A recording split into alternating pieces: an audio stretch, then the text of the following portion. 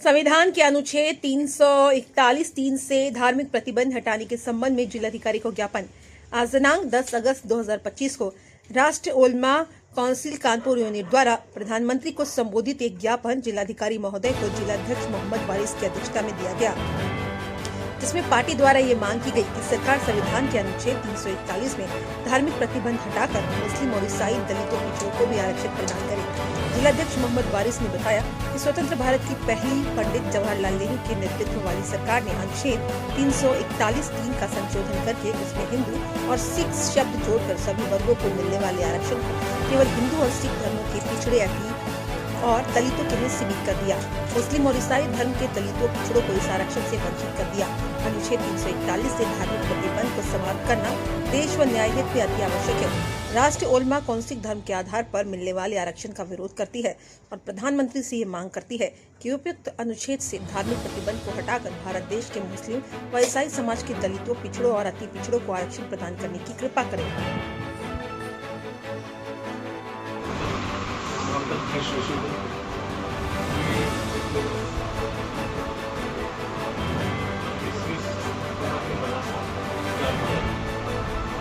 दलित समाज के किसी भी समुदाय कोई आरक्षण देश आजाद होने के बाद 10 अगस्त ने इसमें संशोधन किया और ये सिर्फ हिंदू समाज के लोगों को जो मिलता है बाकी मुस्लिम समाज के लोगों को नहीं मिलता है। ये प्रधानमंत्री जी से इस पर ये रोक जो लगी हुई है ये हटाएं, उसको बहाल करें और ये आरक्षण सभी को मिले। एक अध्यादेश के जरिए साइमन कमीशन जो है समाज के सभी लोगों वंचित होने को ये अधिकार दिया है, आरक्षण दिया। और 10 फरवरी 1950 को पंडित जवाहरलाल नेहरू द्वारा एक अध्यादेश लाया गया जिसके जरिए धार्मिक प्रतिबंध लगाया गया। जबकि हमारा संविधान ये कहता है कि किसी को धार्मिक जज्बात आरक्षण किया नहीं जा सकता, तो किस एतबार से जो है ईसाई और मुस्लिम समाज के लोगों का ये आरक्षण छीना गया। हमारा मुतालबा है प्रधानमंत्री जी से कि सबका साथ, सबका विश्वास, सबका विकास तभी होगा जब कुछ समानता मिलेगी। ये माननीय प्रधानमंत्री शो के माध्यम से जो है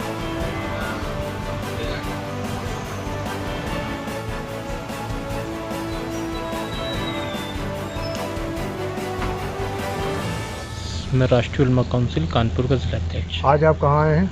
मैं जिलाधिकारी निवास पर आया हुआ हूँ एक ज्ञापन देने।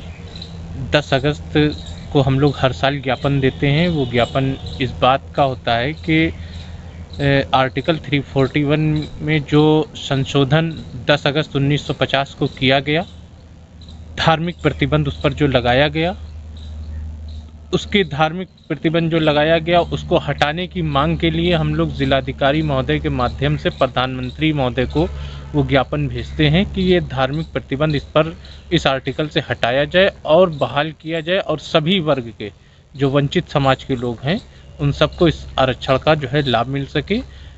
चाहे वो मुस्लिम समाज हो, चाहे वो ईसाई समाज हो, किसी भी समाज का व्यक्ति हो, उसको ये आरक्षण मिलना चाहिए, ताकि मोदी जी जो इस बात को कहते हैं सबका साथ, सबका विकास और सबका विश्वास, ताकि वो इस अपने नारे को अमली जामा पहनाए। मेरा नाम महमूद आलम है। मैं राष्ट्रीय उलमा काउंसिल से उत्तर प्रदेश का सेक्रेटरी होता हूँ। हम लोग आज यहाँ पे ज़िला अधिकारी के निवास पे एक ज्ञापन सौंपने आए थे आर्टिकल 341 को लेकर के। आर्टिकल 341 के ज़रिए समाज के सभी वंचित लोगों को आरक्षण दिया जाता था, लेकिन 10 अगस्त 1950 को तत्कालीन प्रधानमंत्री पंडित जवाहरलाल नेहरू के ज़रिए एक अध्यादेश लाया गया और जिसके ज़रिए उसके अंदर कहा गया कि आरक्षण का फ़ायदा पाने के लिए हिंदू होना अनिवार्य है। जबकि संविधान में ये है कि आरक्षण किसी धार्मिक एतबार पर नहीं दिया जा सकता, लेकिन जवाहरलाल नेहरू जी ने धार्मिक प्रतिबंध लगा करके संविधान की अवहेलना की है। और हम संविधान के माध्यम से ये चाहते हैं कि सबको जो है आरक्षण मिलना चाहिए और मुसलमानों को ईसाइयों को, सिखों को, जो भी जब किसी भी तरीके से जब संविधान के ज़रिए किसी को धार्मिक प्रतिबंध नहीं है तो किसी के ऊपर धार्मिक प्रतिबंध लगाना अच्छी बात नहीं है। ये संविधान का हनन है।